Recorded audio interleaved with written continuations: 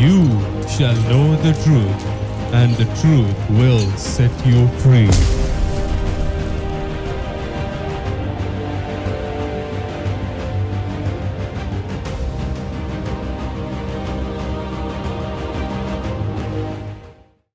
Blessings and greetings to you in the mighty name of our Lord Jesus Christ, who defeated Satan and who called us to do the deliverance ministry on His behalf. As we are going through this delegation of authority by Jesus Christ to do His ministry, we saw what happened in the Gospel of Luke chapter 10, how He sent the 70 and what they did, and they came and told what happened in their ministry. Jesus is giving us more instruction, and I want to just give you the nutshell of this portion where what can be learned from what Jesus did through these 70 by sending them. Jesus allows them to use His name. The first thing we need to understand, in the deliverance ministry, Jesus said, you are not going to use your name or use some anointed minister's name or somebody who is famous in the ministry. No, demons are not going to obey to the people's or man's or ministers or pastor's name. We are not called to use our name.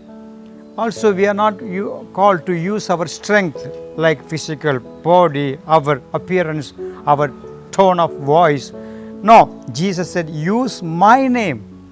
In the deliverance ministry, this is very, very important. Jesus is the one who gives the authority, and He is the one who is in authority, and we are under His authority, using His name to cast the demons out. Second thing that we see here is, when you use the name of Jesus to cast out demons, you are not going to ask them to leave. Please leave the people in Jesus' name, I ask you. No. We are not going to beg the demons. We are not going to just to request the demons. Instead, when you use the name of Jesus to cast out the demons, you issue a command. Never forget that. When you look to God the Father in prayer and ask Jesus in Jesus' name, that's requesting, placing a petition with humility. But when it comes to casting the demons by using the name, we are not going to just ask it, please leave. No.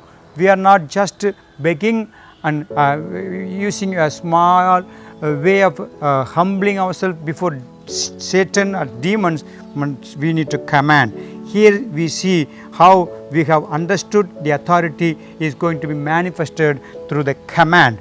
We are not going to scream at the demons. We are not going to shout at the demons, but we need to know the authority is in our spirit, and when we release the command, the demons must obey to the command. The third thing, we can see how it can be done. In the name of Jesus Christ, I command you to come out of this person, or I command you to go away from this person, and I command you to, I cast you out right now. So when you command, your word is coming with authority, and in His name it is happening.